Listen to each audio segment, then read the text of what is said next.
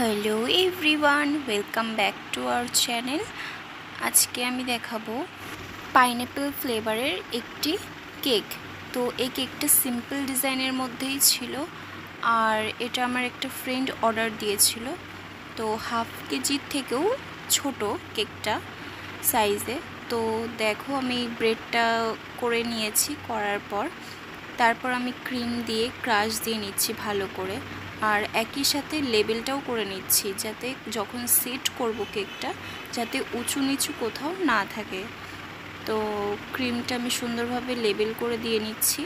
আর এখানে সবসময় খেয়াল রাখতে হবে যে ক্রাম কোটটা ভালো হলে ডিজাইনটাও খুব সুন্দরভাবে আসবে। তো এখানে আমার ক্রাম কোটটা অলমোস্ট ডান। তো ফ্রিজে সেট করতে রেখে দেব আধ ঘন্টার জন্য।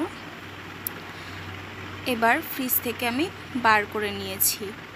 বার করে সাইড থেকে ক্রিমটা লাগিয়ে দিচ্ছি। এটা ছিল পুরো হোয়াইটের মধ্যেই হালকা একটু পিঙ্ক কালারের ডিজাইন। তো বেশি কোনো ডিজাইন ছিল না এটাতে। আর উপরটা লেবেল না করলেও চলবে, কারণ আমার ব্রাশ দিয়ে একটা ডিজাইন করে নেব।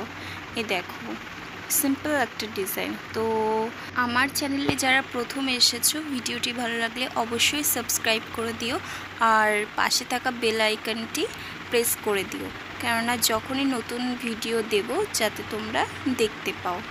তো আশা করছি তোমাদের ভিডিওটি ভালো লাগবে। তো দেখতে পাচ্ছ সিম্পল ডিজাইনের মধ্যেই কেকটা ছিল। আর স্প্রিঙ্কলগুলো আমি এখন দিইনি, কারণ স্প্রিঙ্কলগুলো দিয়ে ফ্রিজে রাখলে বার করার সঙ্গে সঙ্গেই কালারটা ছেড়ে দেয়। তো লাস্টের ডিজাইনটা দেখো কেমন লাগছে, অবশ্যই কমেন্টে জানিও। হর হর মহাদেব।